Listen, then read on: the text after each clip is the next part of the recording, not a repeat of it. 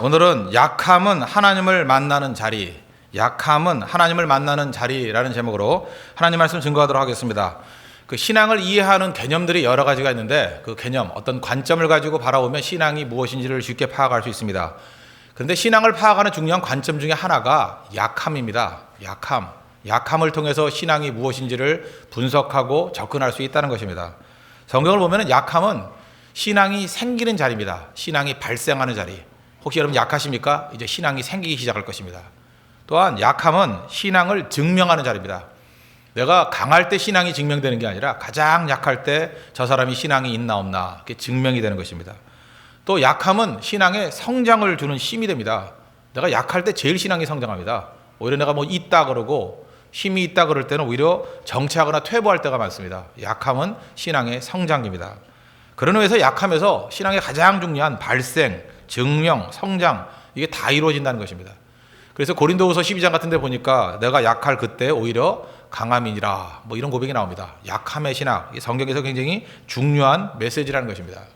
그럼 약할 때 주는 유익 중에 뭐 여러 가지가 있겠지만 제일 큰 유익이 뭘까? 제가 곰곰이 묵상을 해보니까 제일 큰 유익은 꿈을 꾼다는 것입니다. 약해야 꿈을 꿉니다.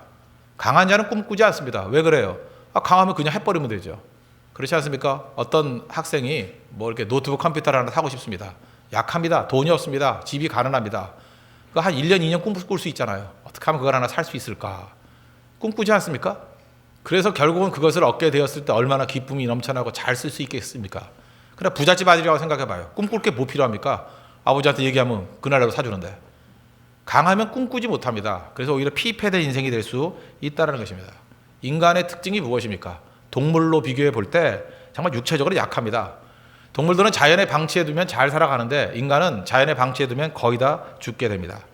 또 정신적으로도 인간만큼 약한 존재가 없다는 것입니다. 그 어릴 적 상처로 나이 30, 40이 돼서도 전전긍긍하는 존재. 동물 가운데 그런 존재가 어디 있습니까? 우리 집에도 강아지를 키우고 있는데 뭐 한 살 때 상처 입은 것 같고 지금까지 고민하고 그런 거 없습니다. 그냥 개벽다기 하나 주면 계속 좋아합니다. 상처가 없어요. 그런데 인간은 달라요. 지금 벌어지고 있는 일들이 뿌리가 너무 깊습니다. 그것이 뭐 5살 때 일일 수도 있고 10살 때 일일 수도 있고 청소년기의 상처일 수도 있고 나이 60이 넘어서도 그것 때문에 전전긍긍하고 알아 누울 수 있는 존재. 인간이라는 것입니다. 정신적으로 너무나 약합니다. 이 동물에 비해서 육체적으로나 정신적으로 다 약한데 그런데 인간에게 강력함이 드러나는 이유가 무엇이 있습니까? 꿈에 있다는 거야. 꿈. 성령께서는 마지막 날에 그의 백성들에게 하나님의 영을 부어준다 그랬습니다. 그럴 때 너희의 자녀들은 예언할 것이요 너희의 젊은이들은 환상을 보고 너희의 늙은이들은 꿈을 꾸리라. 예언, 환상, 꿈 뭐 다 같은 의미 아니겠습니까? 꿈이 꿈. 하나님께서 꿈을 주신다는 것입니다. 꿈꾸기 시작하면 환경이 아무리 어렵다 할지라도 어려움을 넘어섭니다. 그리고 그 어려움 속에서도 의미를 부여해요. 이게 의미가 있다는 거예요. 이건 내게 유익이 된다는 것입니다. 꿈은 그런 역할을 한다고요. 그래서 어떤 난관과 어려움이 있다 할지라도 그것을 다 마이너스를 플러스로 다 바꿔버리는 힘이 있다는 것입니다. 그래서 하나님의 꿈과 만난 사람들은 무시무시한 사람들입니다. 아무것도 아닌 사람 같이 보이죠? 하나님의 꿈과 손을 잡기 시작하면 그 사람을 통해서 역사가 바뀌게 되고 그 사람 평생 살아왔던 인생이 하나님의 꿈과 손잡은 그 순간에 1년 안에 평생 했던 일들을 하고도 남는 능력이 나타나기 시작한다는 것입니다. 우리 이스라엘의 위대한 왕 두 사람을 한번 들어봅시다. 다윗과 솔로몬. 다윗은 왕이 되어서까지도 끝까지 하나님 앞에서 약한 존재입니다. 계속 도망다니면서 약했고 왕이 돼서도 나는 약합니다. 어린아이 같습니다. 약함의 신학이 떠나지 않아요. 그에게. 그래서 다윗에게는 꿈이 있습니다. 다윗의 일대기를 읽으면서 우리는 가슴이 벅차오릅니다. 우리도 이런 꿈을 주십시오. 넘어지고 깨지는 그 현장 속에서도 하나님 나라의 꿈을 꿉니다. 시편 51편 같은 고백을 보십시오. 이게 회개하는 시 아닙니까? 근데 회개하는 시 가운데서도 메시아를 바라보는 소망이 있어요. 꿈꾸잖아요. 꿈. 내가 이렇게 깨지고 넘어졌다 할지라도 주님 나를 이렇게 세워주실 것이고 다시 주의 영을 나에게 부어주실 것이고 나에게 영광스러운 자리를 이끌어 주실 것이다. 꿈이 있습니다. 반면에 솔로몬은 어떻습니까? 모든 것을 다 갖춘 자입니다. 솔로몬 시대는 나라가 안정이 됐습니다. 정치적으로도 안정이 되었고 그 다음에 모든 조직이 다 완비가 되었고 또 거기다가 얼마나 물질적으로 풍요했는지 은 같은 거는 땅에 굴러다니는 돌멩이 같았답니다. 거기다가 부인이 1000명이나 됐답니다. 우리가 솔로몬을 묵상하면서 가슴 벅차오르는 사람이 있습니까? 그 문제 있는 사람입니다. 솔로몬 쭉 읽어보면서 꿈이 피어나는 거 맞습니까? 안 그래요. 이상합니다. 솔로몬 기사는 아무리 읽어도 가슴 벅찬 게 없습니다. 거의 꿈이 없어요. No dream. 그 안에 상상력이 없어요. No imagination. 그 안에 어떤 황홀경이 없어요. No fantasy. 아무것도 없어요. 이유가 무엇입니까? 그 안에 약함이 없기 때문에 그렇습니다. 저는 교회가 지금도 두 종류의 교회가 있을 수 있다고 생각합니다. 다윗과 같은 모델로 나아가는 교회, 약하지만 꿈꾸는 교회. 반면에 솔로몬과 같이 우리는 풍요하다, 좋은 건물과 좋은 주차장과 모든 것을 여건을 완비하고 최고의 사람들만 모여있는 교회다. 그럼 솔로몬 교회예요. 꿈이 없습니다. 아무 소망 없다는 거예요. 그러나 약하고 부족하지만 하나님의 말씀 붙들고 하나님의 약속 붙들고 꿈꾸기 시작하면 그 사람을 통해서 놀라운 일들이 벌어지고 그게 시대를 이끌 수 있는 능력이 될 수 있다는 것입니다. 이제 홍대석에는 여러 가지 모습에서 약한 사람들이 모였습니다. 약한 상황이라고 저는 생각을 합니다. 그죠? 꿈꿀 수 없는 사람들인데 갑자기 약해져가지고 꿈꾸기 시작한 사람들이 되게 많아요. 멀쩡했는데 병 들어서 왔고, 그죠? 멀쩡했는데 무너져서 왔고, 멀쩡했는데 그죠? 어떤 의지할 것도 없어서 온 사람들이 있습니다. 좀 중요하다고 생각합니다. 그래서 꿈꾸잖아요. 그들을 통해서 하나님의 놀라운 일들이 이루어지기 시작한다는 것입니다. 그러면서 여러분들이 제일 좋아하는 단어가 약함이 되십시오. 약할 때 꼭 강해질 수 있다는 것입니다. 그걸 보여주는 모델, 그게 사무엘상 30장이라고 생각을 합니다. 이 사무엘상 30장이 보여주는 약함을 통해서 보여주시는 메시지 우리가 붙들고 이 말씀대로 순종하는 믿음의 종 되기를 바랍니다. 첫 번째는 절대로 우리 입장입니다. 절대로 약한 자를 공격하지 말라는 것입니다.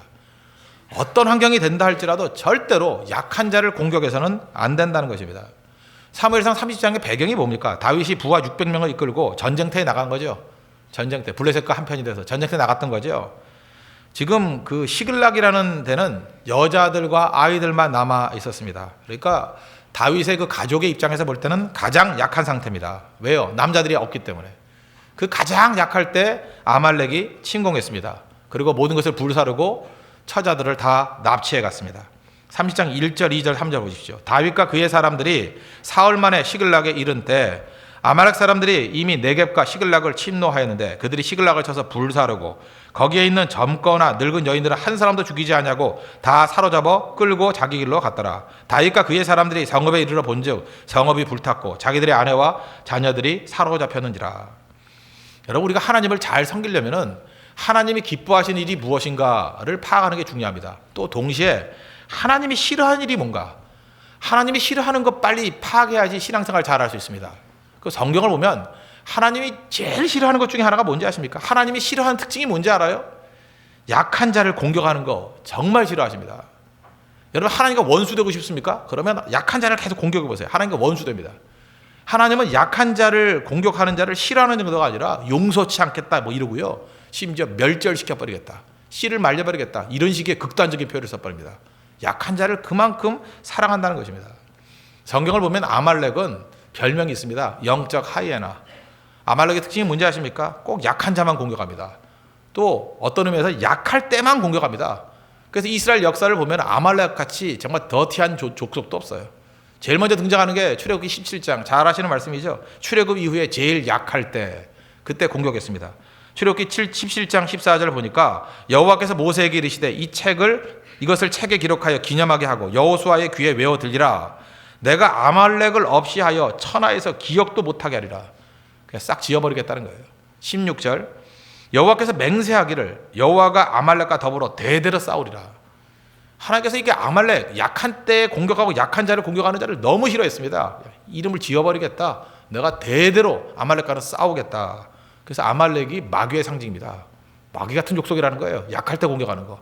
그래서 마귀의 영이 역사하게 되면요, 꼭 약할 때 공격합니다. 약한 자를 공격합니다. 이게 아말렉이에요. 이게 마귀라는 거예요. 민수기 14장을 보면 12정탐꾼 그 10명이 뭐 불평하고 그랬죠. 그래서 하나님이 징계하십니다. 이스라엘이 제일 약해졌죠. 그 약해졌을 때 누가 또 공격했을까요? 또 아말렉이에요. 또 아말렉. 민수기 14장 45절 보니까 아말렉인과 산간지대에 거주하는 가나안인이 내려와 그들을 무찌르고 호르마까지 이르렀더라. 아주 쥐새끼 같은 놈들입니다. 약할 때만 공격, 약할 때만. 그죠? 또 약할 때 공격을 했습니다. 그래서 신명기 25장 17절부터 18절 보면은 이렇게 설명합니다. 너희는 애굽에서 나오는 길에 아말렉이 내게 행한 일을 기억하라. 곧 그들이 너를 길에서 만나 내가 피곤할 때 공격합니다. 또 내 뒤에서 떨어진 약한 자들을 쳤고 뒤에서 약한 자들만 칩니다. 여자들만 남아있을 때 뒤에서 약한 자들 후미를 공격하고, 그럴 때 성경 뭐라 합니까? 하나님을 두려워하지 아니하였느니라. 약한 자 공격하는 것을 뭐라고 설명해요? 그 신학적인 의미가 뭐예요? 하나님을 두려워하지 아니했다. 강할 때는 아부하다가 약할 때 공격하는 자들이 있죠. 그 영적 아말렉입니다. 하나님은 놔두지 않습니다. 다 멸절시켜버린다는 거예요. 여기서 우린 적어도 어떤 메시지를 붙들어야 됩니까? 절대로 우리 크리스찬들은 아말렉 같은 행동을 하지 말아야 된다는 것입니다. 저도 그렇고 우리 홍대석의 모든 성도들도 그렇고 잊지 말아야 됩니다. 주님, 내가 평생 주님 앞에 설 때까지 절대 아말렉 같이 행동하지 않겠습니다. 약한 자 공격하지 않겠습니다. 약할 때 공격하지 않겠습니다. 약할 때 공격하는 거 아닙니다. 오히려 정정당하게 하나님의 능력을 받고 그 사람이 온전하게 세워졌을 때 그때 싸우면 싸우지, 약할 때 공격하지 않겠습니다. 왜? 하나님이 싫어하거든요. 제일 미워하는 것이라는 겁니다. 반면에 세상의 논리는 어떻습니까? 세상으로 볼 때 참 어리석죠. 세상은 약한 자를 치라 그럽니다. 대부분 보세요. 약한 자 쳐요. 여러분 일상생활 해보면 알죠. 약할 때 막 공격하죠. 약할 때 우리를 괴롭히지 않습니까? 비겁해서 그렇습니다. 근데 성경의 논리는 세상의 논리와는 다르다는 거예요. 그래서 성도는 세상과는 다르게 살아야 된다는 것입니다. 잠언 14장 31절 오니까 가난한 사람을 학대하는 자는 그를 지으신 이를 멸시하는 자요. 하나님이 얼마나 가난한 사람들을 보호해 주시는지 가난한 자와 하나님을 동일시해 버립니다. 가난한 자를 멸시해? 그러면 그를 지으신 이를 멸시하는 거야. 하나님 멸시하는 거야. 혹시라도 우리 교회 안에서도 뭐 가난하다 그래서 차별대우하거나 멸시하거나 그러면 그를 지으신 하나님을 멸시하는 겁니다. 하나님께서 그런 교회도 놔두지 않습니다. 언제나 약한 자를 공격하는 자, 그 사람은 역사에 남은 적이 없다라는 것입니다. 그래서 하나님의 별명이 뭐예요? 고아와 과부의 아버지. 심지어 고아와 과부의 아버지가 되실 정도로 약한 자들을 품어주시는 분이라는 겁니다. 그래서 교회가 은혜가 넘쳐난다, 뭐 딴 게 아닙니다. 하나님 아버지의 마음을 품어야 됩니다. 그 하나님 아버지의 마음이 뭐예요? 약한 자와 함께 마음을 줄 아는 거. 하나님께서 그것을 가장 기뻐하시고, 그럴 때 하나님께서 한량없는 은혜를 부어주신다는 것입니다. 다음 주가 추수감사절이죠. 저는 추수감사절만 되면은 꼭 생각나는 분이 한 분 있습니다. 그분이 누군지 드러나지 않게 해서 약간은 좀 이렇게 약간은 좀 채색을 해가지고 좀 설명하겠습니다. 어떤 나이 든 성도였습니다. 지금은 뭐 80도 넘으신 분이에요. 추수감사절 몇 년 전이었는데 그 추수감사절 때마다 배를 사오세요. 배를 사오시는데 그것도 한 박스를 사다 줘야 되는 거 아닙니까? 제가 틀렸나요? 근데 꼭 반 박스를 갖고 와요. 반 박스. 나 이제 반 박스 주는 분 나 처음 봤어요. 반 박스. 근데 반 박스를 주면은 그 가운데 종이 같은 걸로 채워가지고 이렇게 흔들리지 말게 갖고 와야 될 거 아니에요. 근데 그 반 박스인데 이렇게 하도 흔들고 와가지고요. 그게 반쯤 이게 멍이 든 배를 갖고 오십니다. 그래서 참 특이하다 그런 생각을 했습니다. 제가 한 4, 5년을 받았던 것 같아요. 4, 5년을. 그러다가 한 해는 좀 경기가 어려웠습니다. 그죠? 한 7, 8년 된 것 같은데 그게 굉장히 경기가 어려웠습니다. 너무 경기가 어려우니까 그분도 어려웠던가 봐요. 배를 반 박스 갖고 온 게 아니라 배를 2개 들고 왔습니다. 신문지에 싸가지고. 직접 갖고 왔어요. 2개. 그래서 제가 나중에 궁금해서 물어봤습니다. 제가 뭐 하시는 분입니까? 그랬더니 참 어렵게 사시는 분입니다. 그게 종이를 주워가지고 사시는 분이에요. 종이를 주워서 팔아서. 그래서 우리 부교육자한테 물어봤죠. 얼마를 버시냐 그랬더니 하루에 5,000원 번답니다. 그러니까 주일 빼고 한 달 내내 뛰어봐야 한 13만 원 정도 번대요. 정부에서 25만 원 나오고. 그러니까 40만 원이 되지 않는 돈 갖고 사시는 분입니다. 그분이 배 2개 들고 온 거예요. 제가 그해 배 가격이 그냥 기억납니다. 근데 물어봤어요. 배가 하나에 얼마쯤 하냐 그랬더니 8,000원이나 한대요. 배가 비쌀 때였는가 봐요. 8,000원. 그러니까 2개만 해도 얼마입니까? 16,000원. 그러니까 3일 동안 종이 주워야 되는 액수예요. 배 2개. 제가 그 얘기를 듣고 미리 듣고 있었거든요. 하나 깎아 드렸습니다. 드시라 그랬더니 거절도 안 하고 잘 드시더라고요. 다 깎아서 잘라서 드리고 저는 가운데 있는 갈비, 속살만 먹었습니다. 그리고 인사하고 가셨습니다. 그분. 그 다음에 이제 하나 남았잖아요. 하나 남았는데 그 하나 남은 거는 도저히 먹을 수가 없더라고요. 제가 그래서 그 해에 추수감사절 때 받았던 그 배 하나를 제 책상 뒤에다 올려놓고 그 다음에 5월까지 뒀던 기억이 나요. 나중에 썩고 마르더라고요. 그래서 할 수 없이 버렸는데 저는 그 배를 쳐다보면서 항상 그 목회자의 마음을 되새기기가 했어요. 바로 이 배를 주신 분의 마음을 이해해야지. 그죠? 이런 분들을 사랑하고 이런 분들을 품고 나가지 않으면 이건 진정한 하나님의 종이 아니야. 저는 그분이 저에게 이렇게 메마른 가슴에 굉장히 촉촉하게 주셨던 은혜의 통로라고 생각합니다. 하나님께서 그분을 보내주셔가지고요, 제가 그때 목회에 그 드라이했던 것들이 다 살아나기 시작했어요. 우리 성도들에게 그게 필요합니다. 그 배한개가 주는 메시지. 그게 없다 그러면 교회는요, 우스운 장소 돼버린다는 것입니다. 여러분 삶 가운데도 지금 아픔과 약함의 체험을 하시는 분들이 있죠. 그 왜 그런지 아십니까? 그걸 통해서 더 약한 자들을 이해하는 마인드로 변화되라. 하나님 메시지라는 것입니다. 다윗 보십시오. 다윗도 약했잖아요. 8번째 아들. 보잘것없죠? 약하니까 약한 사람이 이해하게 되잖아요. 또 사무엘상 17장 22절 보니까 그 골리앗 물리칠 때 그 장면이 이렇게 나옵니다. 다윗이 자기 짐을 짐 지키는 자의 손에 맡기고, 다윗이 뭐 하는 사람이었어요? 심부름꾼이었다는 거예요. 짐 지키는, 짐 옮기는 포터였어요. 포터. 그러니까 가장 밑바닥에 있던 사람 아닙니까? 보잘것없던 사람. 그러니까 아픔을 가지고 또 다른 사람을 품을 수 있는 마음을 주신 거죠. 그래서 여러분 약한 게 좋습니다. 잊지 마십시오. 그때의 기억 잊지 말고, 또 다른 멸시하려고 그러지 말고, 그 약할 때의 마음을 잊지 말고 품어줄 수 있는 모습, 그게 필요하다는 것입니다. 사무엘상 22장 2절을 보니까 그 아둘람굴에 모였던 사람들의 면면을 보십시오.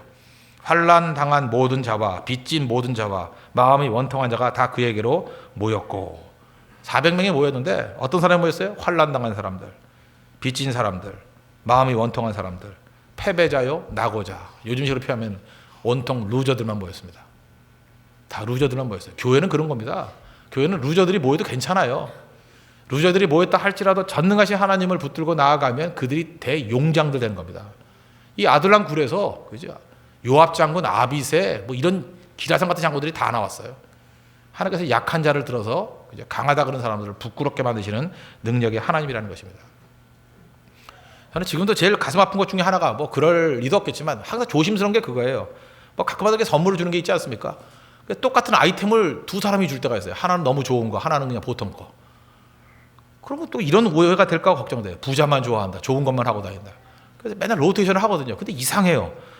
그 사람 앞에서는 꼭 자기가 준 거 안 할 때만 꼭 나타나, 내 앞에.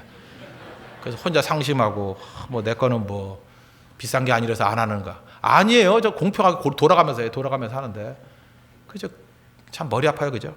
좀 믿어줬으면 좋겠어요. 우리 교회에서는 그런 거 없습니다. 차별이 없죠. 왜 차별해? 차별하긴. 다 품어주는 거죠. 어떻게 보면 더 연약하면 연약할수록 우리 자녀들 그렇지 않습니까? 약한 자에게 마음이 다가가듯이 공평을 넘어서서 오히려 더 사랑이 가는 거죠. 더 기도가 나오고. 교회는 그런 것입니다. 약자를 절대로 공격해서 안 되고 약자를 품을 줄 아는 교회. 그게 능력의 교회라는 거예요. 제가 어제 저녁에 기도회 직전에 어떤 그 성도와 상담을 했습니다. 뭐 다른 교회 다니는 어떤 성도였는데, 어떤 교회에서 굉장히 그 전통적인 교회였던 것 같습니다. 근데 이게 싸움이 벌어졌어요. 그 싸움이 벌어진 게 뭐 딴 싸움이 아니라 뭐 이렇게 그냥 뭐 자세한 건 설명 안 하겠습니다. 하여튼간에 뭐 남녀지간에 문제가 좀 있었어요. 그런데 교역자가 그 중직자의 자녀 편만 드는 거예요. 근데 이 사람은 자기 집안은 예수도 다 안 믿고 혼자만 열심히 믿고 충성하는 사람이었거든요. 그런데 교육자가 중직자 자녀의 편만 드니까 너무 마음에 큰 상처를 입었더라고요. 그래서 제 앞에 눈물을 흘리면서, 만약에 우리 아버지가 장로였다 그러면 그런 대우 받았을까요? 그래서 우는데 너무 마음이 아프더라고요. 결국 뭐 그 덕에 그분은 또 이제 세교에 오게 됐습니다. 하여튼 그렇게 됐는데 뭐 이게 좋은 건가요? 뭐 나쁜 건가? 나 그거보다도 더 마음이 아픈 게, 그 교인 뭐 하나 더 와서 뭐 좋은 거 그런 거 별로 없습니다. 그거보다도 나 그런 처지를 듣는 게 너무 마음이 아프더라고요. 중직자 자녀면 편 들어줘야 돼요. 시시비비 가려가지고 옳은 거. 이거 누구 편이 어디 있습니까? 그 문제를 풀어줄 생각을 해야죠. 오히려 교육자가 들어가가지고 문제를 풀어주는 게 아니라 문제를 악화시켜버리고 한 사람이 정말 그 치유받기 힘든 정도의 그 아픔을 느끼게 만들더라고요. 너무 처절하게 피눈물 나게 만들어버리는 거. 그게 올바른 게 아니죠. 하나님께서 그걸 어떻게 기뻐할 수 있겠습니까? 교회는요, 오히려 약한 자를 품어주고, 약하니까 품어줘야죠. 이렇게 세워주고 건강하게 만드는 거, 그게 교회라는 것입니다. 다시 말씀드립니다. 결코 아말렉 같은 행동을 하지 마십시오. 약하면 만만합니다. 그래서 공격해도 별로 돌아올 것도 없어요. 그죠? 신나게 때릴 수 있어요. 그러나 하나님이 놔두지 않아요. 그런 사람은. 약자를 보호하고 또 약자의 편을 할 줄 아는 우리 믿음의 신실한 종 되기를 바랍니다. 두 번째는 내가 약할 때예요. 이제는 다윗의 입장입니다. 내가 약할 때 하나님께로 가라는 것입니다. 그러면 능력 가운데 일어서게 된다는 거예요. 슬픔으로 인해서 울다 지쳤습니다. 부하들이 얼마나 화가 났는지 다윗을 돌로 치자 그랬습니다. 최고의 위기, 다윗의 일생 가운데 최고의 약할 때라고 생각을 합니다. 우리 4절 보십시오. 다윗과 그와 함께한 백성이 울 기력이 없도록 소리를 높여 울었더라. 6절 보십시오. 백성들이 자녀들 때문에 마음이 슬퍼서 다윗을 돌로 치자 하니. 위기죠. 그때 다윗이 했던 일이 무엇입니까? 다윗이 크게 다급하였으나 그의 하나님 여호와를 힘입고 용기를 얻었더라. 저는 이 30장에서 제일 중요한 요절은 6절이라고 생각합니다. 크게 다급하였으나, 옛날 성경에는 크게 군급하였으나 그의 하나님 여호와를 힘입고 용기를 얻었더라. 크게 다급했다. Greatly distressed. Distressed라는 게 원래 뭐냐 하면 이게 그 입지가 좁아져가지고 웅크러들다. 뭐 그런 거 있죠. 이렇게 뒤지 같은 데 이렇게 갇혀 있을 때 꼼짝해서 못하는 거. 그 상황을 말해요. 히브리 단어는 사르란다는 거예요. 사르란다는데 이 좁은 곳에 들어가서 옴짝해서 못하는 그런 상황. 그죠? 뭐 꼼짝을 못하겠어 그런 거 있잖아요. 좁은 곳에 들어가서 꽉 막혀 있는 거. 그 상황이라고 크게 다급했대요. 근데 성경은 참 재밌습니다. 다급한 상황에 대해서 설명할 때 사무엘상 28장에 보면 사울왕을 묘사해요. 사울왕이 다급했더니 어딜 갔어요? 엔돌의 신재판 여인 무당 찾아갔어요. 무당. 반면에 다윗은 어땠습니까? 다급하니까 누굴 찾아가요? 하나님 찾아가잖아요. 그러니까 사울과 다윗의 결정적인 차이점이 뭐냐? 그걸 알아야 된다는 거예요. 거기서 다급하다라는 단어 사르예요. 사르. 사울도 사르라는 다급함을 경험했고 다윗도 사르라는 다급함을 경험했다는 거예요. 근데 얼마나 둘이 다르냐는 거예요. 사무엘상 28장 15절 보니까 사울이 대답하되 나는 심히 다급하니, 그러지 greatly distressed. 똑같아요. 심히 다급하니 블레셋 사람들은 나를 향하여 군대를 일으켰고 하나님은 나를 떠나서 다시는 선지자로도 꿈으로도 내게 대답하지 아니하기로 내가 행한 일을 알아보려고 당신을 불러 올렸나이다 하면서 무당 찾아갔다고요. 망할 짓이죠. 여러분도 마찬가지입니다. 어려움 당할 때 다급할 때 누구 찾아갑니까? 급하게 내 문제 해결해 줄 사람 찾아가면 사울하고 똑같다는 거예요. 그거 망하는 거예요. 그 다급할 때 내가 가장 약할 때 무조건이에요. 다른 사람에게 손 벌리는 게 아니라 하나님 찾아가야 된다는 거예요. 그래야 승리하죠. 무당을 왜 찾아갔을까요? 무당의 특징이 뭡니까? 무당 한번 가보셨어요? 점집 가보셨어요? 뭐 가면 안 되겠지만 갔던 사람도 있겠죠. 무당 왜 찾아가요? 점집 왜 찾아가요? 내 뜻을 관철시키려고. 무당이 갔더니 그렇게 얘기해. 너 그렇게 사는 거 아니야. 그런 무당 봤어요? 내 뜻을 이루려면 복채내 그런다고요. 그죠? 배고파서 못 가, 여비가 없어 못 가 그런다고 맨날. 그죠? 어떻게 잘하냐? 들어서 알아야 내가 들어서. 그죠? 무당 찾아가는 이유는 뭐냐? 내 뜻을 관찰하는 거, 내 뜻, 내 욕심을 관찰하는 거. 그러니까 무당은 뭐예요? 자기를 지지하는 자 찾아가는 것과 똑같아요. 그게 대표적인 게 무당이에요. 나를 지지하는 사람, 내가 어려움이 있을 때 내 뜻을 지지해 줄 사람을 찾아가요. 내가 누군지 알거든요. 누구 찾아가면 내 뜻을 분명히 지지해 줘. 누구와 대화하려면 내 뜻을 지지해 줘. 어디 가면 내 뜻이 세워져요. 내 고집을 세울 수 있다고 무너지는 거예요. 반면에 하나님 찾아가면 특징이 무엇입니까? 오늘 이렇게 교회 오면 특징이 뭐예요? 말씀을 증거하죠. 말씀을 증거할 때 반드시 내 뜻과 일치하지 않죠. 말씀이 뭐예요? 하나님의 뜻을 선포하는 겁니다. 하나님의 뜻을 선포하면 나하고 틀리면 누가 변화되는 거예요? 내가 변화되는 거예요. 그래서 예배 시간은 위로와 치유의 시간인가 동시에 변화의 시간이에요. 어떤 변화입니까? 내 자아, 에고가 깨지고 무너지는 시간이에요. 예배 시간은 사실은 처절하게 피 흘리는 시간입니다. 우리 마음속에 막 갈등이 벌어지는 시간이에요. 왜? 그렇게 살면 안 된다는 거거든요. 틀렸다는 거거든요. 성경 계속해서 기분 나쁘죠. 내가 틀렸대요. 변화돼야 된대요. 그게 하나님이 찾아갔을 때의 특징이라는 것입니다. 그래서 사도행전을 보면은 하나님의 말씀이 신실하게 증거될 때 나타나는 현상이 뭐냐면 다 마음이 찔리는 거예요. 두 군데 마음의 찔림이 나옵니다. 사도행전 2장 37절. 그들이 이 말을 듣고 마음에 찔려 베드로와 다른 사도들에게 물어 이르되 형제들아 우리가 어찌할꼬. 마음이 찔리거든요. 찔렸을 때 내가 틀렸군요 하고 우리가 어찌할꼬 하면서 회개하는 하나의 패턴이 있고, 또 7장 54절 보니까 그들이 이 말을 듣고 마음에 찔려, 똑같이 마음에 찔렸어요. 그들을 향하여 이를 갈거늘 분노하면서 대드는 방식이 있다는 것입니다. 그래서 하나님 말씀에 신실하게 증거되면 둘 중에 하나예요. 회개하든지 대들든지. 그래서 설교를 잘하는 설교가 뭔지 아십니까? 회개를 일으키는 설교. 또 동시에 화가 나야 돼요. 막 설교 듣고 화가 나야 돼요. 여기저기서 화가 나가지고 막 이메일 보내야 돼요. 그따위로 설교를 하냐, 뭐 너만 잘났냐 막 이러고. 그럴 때 혼자 웃어야 돼요. 내가 진짜 진실된 하나님 말씀을 증거했구나. 그죠? 원래 회개하는 사람은 잘 이메일 안 보내요. 회개하느라 바빠가지고. 근데 얘는 시간이 많기 때문에 꼭 이메일 보내요. 그죠? 왜 설교를 그따위로 해? 그죠? 내가 다 변하다란 말이냐? 내가 다 틀렸단 말이냐? 하나님은 옳단 말이냐? 화가 난다고 화가. 이를 갈게 돼 있다는 것입니다. 오늘 우리 찬양 들었죠? 내 길 더 잘 아시니. You know better than I. 그죠? 하나님이 나보다 내 길 더 잘하신대요. 언제 그걸 깨달아요? 마지막에 깨달죠. 그 처음 가서가 뭐예요? 길을 안다고 그렇게 생각했대요. 내가 길을 안다고 생각했대요. 내 멋대로 다 가다 보니까 그게 아니죠. 그래서 다 이해 안 할 수는 없지만 하나님의 길을 따랐대요. 그러더니 되더래요. 내 뜻이 깨지고 하나님의 뜻을 따랐을 때 승리하는 자의 고백 아닙니까? 주님께서 나보다 내 길을 더 잘 아십니다. 이게 신앙입니다.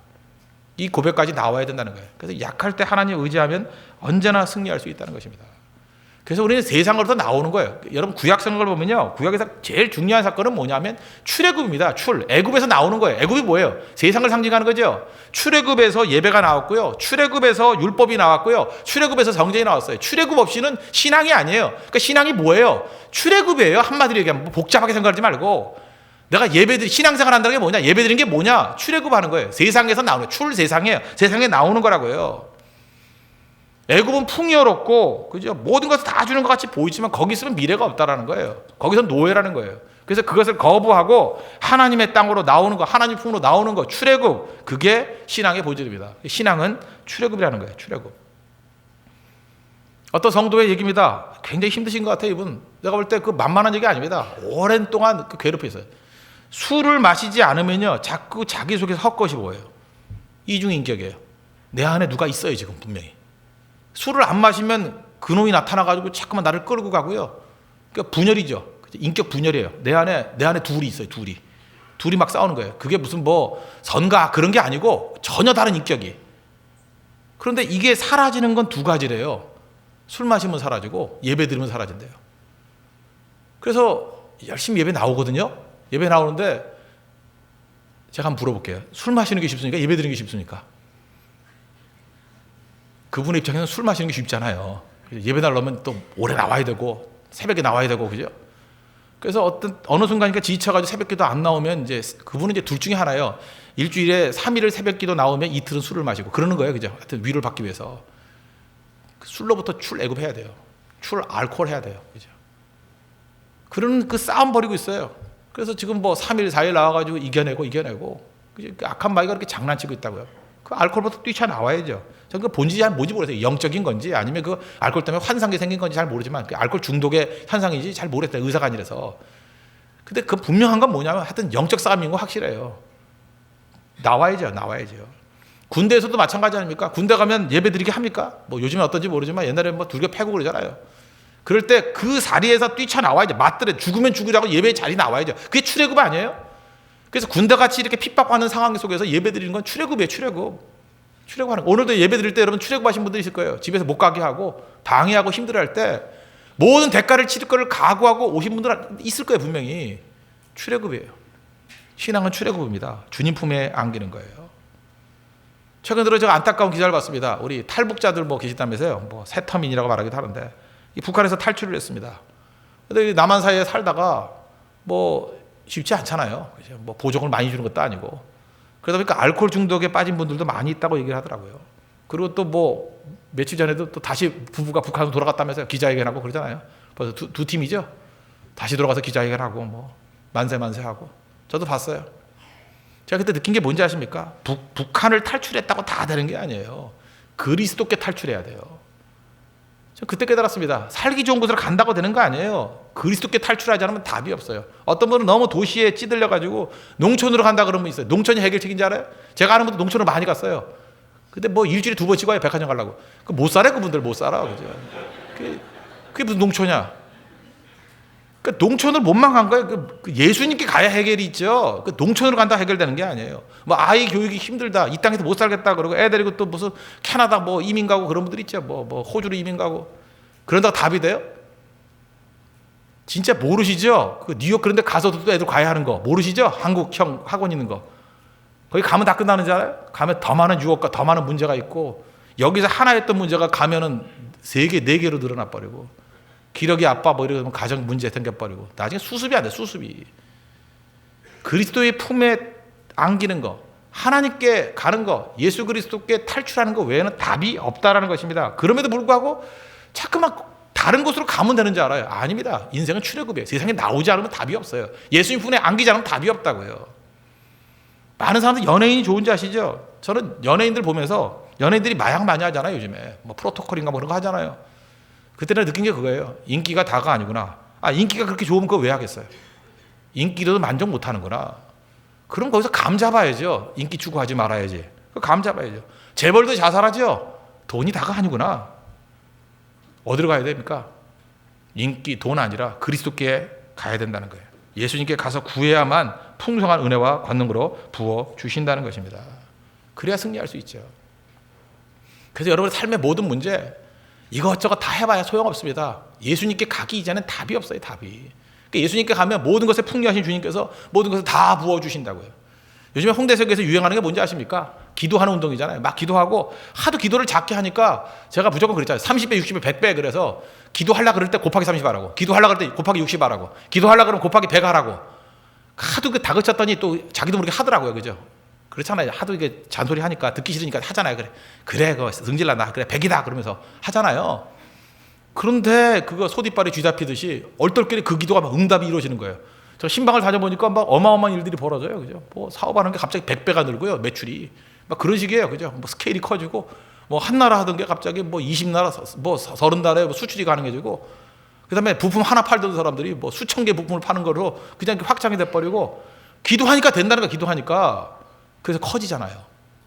우리 인간이 얼마나 약한지 아십니까? 제가 우리 성도들 바라보면서 느꼈던 게 뭐냐면 어느 정도로 좁은 인생을 사느냐 하면은 전세 계약을 하잖아요. 전세 계약이 2년이죠. 전세 계약에 묶여서 자기는 2년 동안에는 절대로 이사를 못 간다고 믿는 사람이 생각보다 많아요. 여러분도 혹시 안 그러세요? 자기는 2014년 2월까지는 움직일 수 없대. 너 노예냐 그랬어요. 왜 그러냐 그랬더니 그때가 전세 계약 기간이 끝나는 때래. 저는 그 얘기를 들으면 충격을 받았어요. 어떤 이렇게 좀생이 같은 인생이 다 있을까? 아니 계약도 뭐 다른 계약도 전세 계약에 자기 인생이 묶여 있어요. 그래서 제가 그랬죠. 너 지금 100억짜리 로또 당첨되면 거기 살 거냐? 그랬더니 아니래요. 그 전세 안 나가면 어떡하려고 해? 그러면 빈집을 놔두고도 가죠. 내 뒤집어서 하나님 100억 못 주겠냐? 이제 무슨 소리인지 알겠어요? 하나님께서 뭐 100억을 줄 수도 있고 아니면 뭐 전셋집 주변에 그 아들이 장가를 가가지고 살살 빌면서 제발 좀 나가줬으면 좋겠습니다. 그럼 내보낼 수도 있고요. 그죠? 상황이 어떻게 될 줄 알아요. 그런데 그거에 묶여가지고 기도도 못해요. 기도도 꽉 묶여가지고 꼼짝달싹을 못하는 인생이 되라는 거예요. 왜 구하지도 못해요? 구하면 뭐 세금 내요? 구하면 뭐 돈 들어요? 우리가 얻지 못하는 것은 이유가 무엇입니까? 구하지 아니하기 때문이라. 그래서 교회는 제가 보니까 여러분의 믿음의 수준을 구하게 만들면 안 돼요. 그래서 믿음을 갖다 더 키워줘야 돼요. 그래서 억지로 해도 구하는 것에 30을 곱하고 60을 곱하고 100을 곱하고 막 구하는 훈련을 시켜야 된다고요. 구했더니 이루어지잖아요. 그 다음부터는요, 제가 말 안 해도 더 큰 스케일로 구하더라고요. 그래서 제가 지금 홍대석에 요즘에 바라보면서 지금 겁이 나요. 뭐 지금 어떤 일이 막 벌어질지 몰라요. 어떤 빌빌대는 형제는 글쎄 11조를 300억씩 하는 게 꿈이래요. 맨 앞에 앉아있는데 지금도. 예, 하여튼 그래요. 막 그래요. 그대로 이루어져요. 지금 계속 내가 얘기하는데 지금 계속 기도하고 있습니다. 300억이랍니다. 그죠? 300억이랍니다. 저도 믿어지진 않아요. 그렇지만 믿으려고 막 노력해요. 그죠? 예, 하나님께서 이루어지시면 제가 얼마나 부끄러워지겠어요. 믿어지지 않는다는 소리 막 녹음해놓은 것 갖고 와서 목사님 이랬죠. 막 이러고. 제가 최근에 가장 좋아하는 말씀 중에 하나가 시편 50편 15절인데 환난 날에 나를 부르라 내가 너를 건지리니. 환난 날에 부르짖으래요. 그럼 하나님 응답해 준다는 거죠. 건진대요. 그러면서 하나님께서 그 부르짖고 응답해 주는 거를 뭐라고 설명하느냐? 내가 나를 영화롭게 하리로다. 우리가 환난 날에 하나님 앞에 부르짖고 하나님이 우리를 건져주신 그 패턴이 이루어질 때 하나님이 뭐라 그래요? 하나님이 영광을 받으신대요. You will honor me. 우리가 영광 받는 게 아니라 하나님이 영광 받으신대요. 내가 나를 영화롭게 하리라. You will honor me. 기가 막힌 표현 아니에요? 하나님은 뭐를 영광스럽게 여기세요? 하나님 백성들이 부르짖고 응답받아서 풍성해지고 승리의 자리를 이끄는 것, 그걸 보면서 내가 영광 받았다 그런다는 거예요. 그러니까 교회가 영광스러운 교회가 되기 위해서 필요한 게 무엇입니까? 끊임없이 구하고 끊임없이 받는 거예요. 끊임없이 구하고 끊임없이 승리를 거두는 것. 그럴 때 하나님이 영광 받을 수 있다는 것입니다. 그런 영광 받는 하나님의 종 되기를 바랍니다. 하나님께서 왜 여러분 약하게 만드셨습니까? 구하라고요. 약할 때 구해야죠. 약할 때 하나님 앞에 간절히 구하니까 크게 다급했대요. 크게 greatly distressed. 그죠? 크게 다급했을 때 하나님께 구했더니 여호와로 인해서 새 힘 얻었대요. 그게 다윗의 모습입니다. 그래서 하나님 영광 받으신 거죠. 여러분들 삶의 모든 연약함들, 삶의 모든 난관들을 통해서 하나님께 부르짖고 하나님의 응답받아서 하나님을 영화롭게 하는 믿음의 종 되기를 축원합니다. 그게 약함의 신학이라는 거예요. 세 번째 단계입니다. 세 번째는 약한 자를 품으라는 것입니다. 테스트예요. 테스트. 이제 하나님께서 약할 때 부르짖어서 능력을 주셨죠. 구원 받았습니다. 이제 테스트예요. 어떤 테스트냐? 아말렉과는 다른 인생 살라는 것입니다. 약한 자가 도움을 요청할 때 도우라는 거예요. 이제 우리는 복의 통로 아닙니까? 이제 약할 때 하나님이 우리를 도와주셨잖아요. 우리도 어떻게 해요? 약한 자를 이제 돕고 살아야 돼요. 적극적으로 돕고. 약한 자를 용납할 줄 알아야 되나요? 용납. 저 옛날에 뭐 들었던 얘기입니다. 우리 조금 전에 우리 찬양 불렀죠. 모든 이름 위에 뛰어난 이름. 예수는 주, 예수는 주. 참 찬양 좋죠? 모든 이름에 뛰어난 이름. 예수는 주, 예수는 주.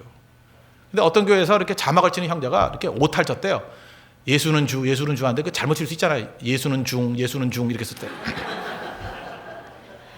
그 목사님이 화가 나가지고 그죠?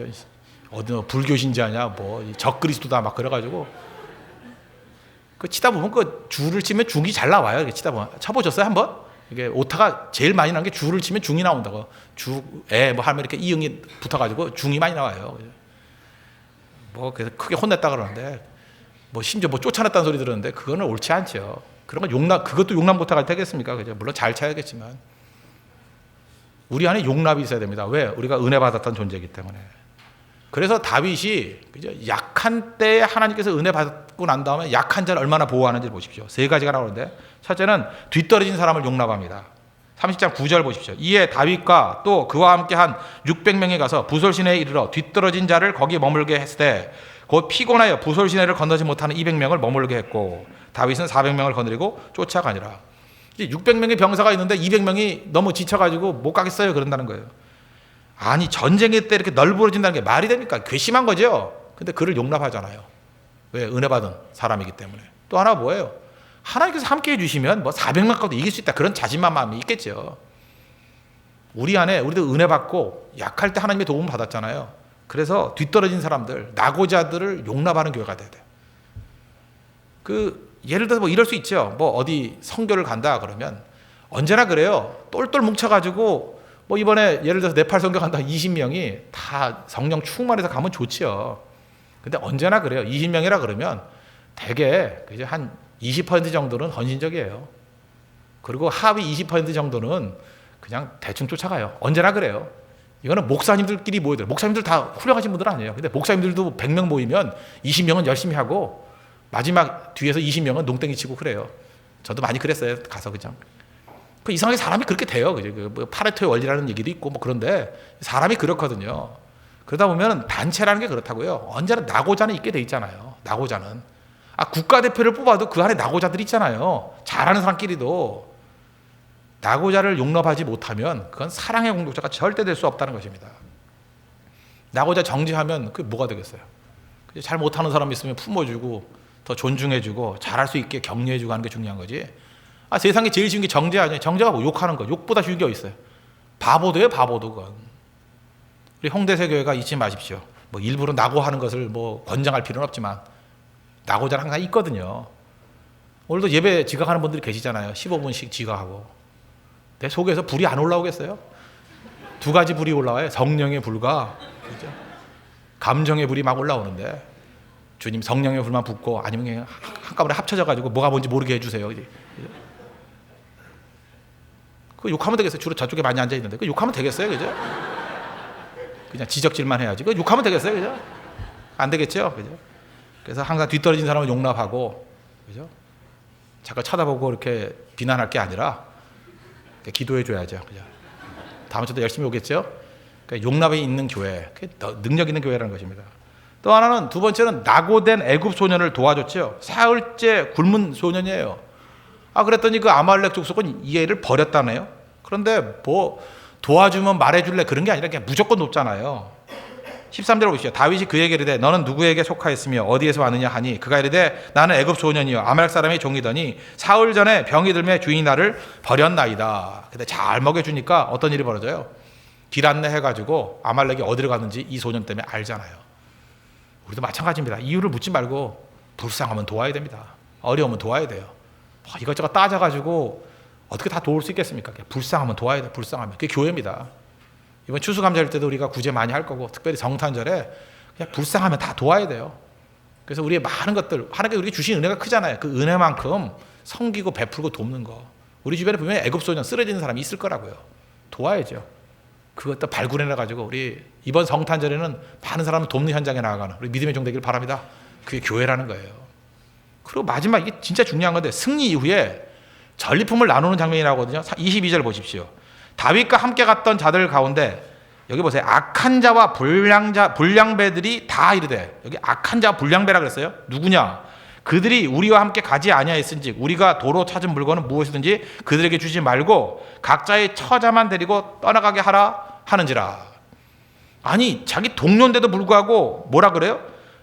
전쟁터에 안 갔던 200명한테는 약탈한 거 나누지 맙시다. 그리고 그냥 처자만 주고 그냥 끝내버립시다. 무슨 얘기예요? 공로주의자들이에요. 율법주의자들. 막 정의만 들고 나오는 놈들. 악한 자들이죠.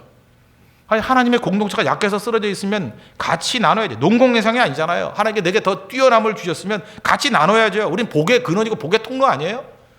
근데 꼭 이럴 땐 공평하자고 나와요. 공평하게 해야 될 거 아니냐? 그냥 싸운 사람만 얻어야 될 거 아니냐? 뭐 이런 식으로. 옳지 않다는 것입니다. 그때 은혜를 알았던 다윗이 뭐라 그래요? 23절. 다윗이 이르되 나의 형제들아, 여호와께서 우리를 보호하시고 우리를 치러 온 그 군대를 우리 손에 넘기셨은지. 무슨 얘기예요? 은혜 받았다는 거죠. 그가 우리에게 주신 것을 너희가 이같이 못하리라. 이 일에 누가 너에게 듣겠느냐? 전장에 내려갔던 자의 분깃이나 소임을 곁에 머물렀던 자의 분깃이 동일할지니 같이 분배할 것이니라 하고, 그날부터 다윗이 이것으로 이스라엘의 율례와 규례를 삼았더니 오늘까지 이르렀느니라. 다윗은 어떤 사람이에요? 은혜를 아는 자였다. 우리에게 꼭 필요하다는 것입니다. 하나님께서 우리에게 더 많이 주셨습니까? 더 많이 주시면요, 더 많이 베풀어야 돼요. 저는 이번에도 그런 생각이 있어요. 예를 들어서 대팔 선교를 가지 않습니까? 그러면 모든 사람이 똑같이 회비를 낸다는 거, 나 그것도 옳지 않다고 생각해요. 그죠? 그 회비는 최소한 분량이에요. 그리고 좀 넉넉한 여유가 있다 그러면 더 내도 돼요. 딱 그거 안 내도 되고, 좀 더 내도 되고, 좀 부족한 사람이 있다 그러면 약간 좀 덜 내는 건 그런가요? 하여튼 최소 분량 해놓고 더 있는 사람은 더 낼 수 있도록 알지 못하게. 저는 그런 게 교회의 좋은 제도라고 생각합니다. 다윗이 이런 은혜를 제도화시켰던 것과 마찬가지로 우리 교회도요, 이런 은혜의 제도가 자꾸만 나타나야 돼요. 여기저기서. 그럴 때 교회가 풍성해질 수 있다는 것입니다. 인색함, 이거는 정말 은혜의 대적이 되는 최악의 영성입니다. 인색의 영성. 인색하지 마십시오. 인색. 최소한도로 나누는 거죠. 인색에서는 멸시가 와요. 우리가 하나님 앞에 구할 때 아까 30배, 60배, 100배 구하라 그랬죠. 내가 기도하는 것보다 30배, 60배, 100배를 주십시오. 그래서 하나님께서 우리에게 축복해 주셨어요. 이제는 베풀 때 어떻게 해야 돼요? 똑같은 원리가 있어야 돼요. 내가 베풀고자 하는 그 능력보다 곱하기 30을 하고 곱하기 60을 하고 곱하기 100을 해서 나누어야 돼요. 그럼 우리 스케일이 달라지는 거죠. 다윗이 그랬어요. 이 모든 것들 다 받아가지고 이스라엘 온 지파들이 다 나눠져 버리잖아요. 그래서 그게 민심이 다 그에게 오지 않습니까? 나중에 이스라엘의 왕이 되는 초석이 되잖아요. 어떤 사람은 그걸 정치적인 제스처라 그러는데 정치적인 제스처가 아닙니다. 그의 마음이에요, 마음. 하나님께서 이것을 귀하게 여기시더라는 것입니다. 여러분, 약한 자를 용납하십시오. 약한 자를 품으십시오. 그럴 때 하나님의 영광과 능력이 나타나게 될 것이고, 결코 인색하지 마십시오. 베푸는데 인색하지 마십시오. 하나님께 더 많은 것으로 채워 주실 것입니다. 오늘 사무엘상 30장은 우리에게 약함이라는 주제를 통해서 그 신학의 모든 주제를 다 우리에게 보여주고 있다는 것입니다. 이 땅을 살아가면 결코 약한 자를 공격하지 마십시오.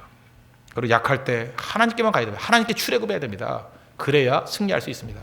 그리고 약한 자를 용납하고 인색하지 않을 때 하나님께서 더 많은 능력으로 우리에게 부어주시고 승리하는 영광스러운 존재가 될 것입니다. 기도하겠습니다. 이 시간 다 같이 하나님 앞에 약함 붙들고 승리하는 종 될 수 있도록 해달라고 기도합시다. 약한 자를 공격하지 않고 하나님께 가며 약한 자를 용납하는 종 되게 해달라고 다 같이 하나님 앞에 간구하겠습니다.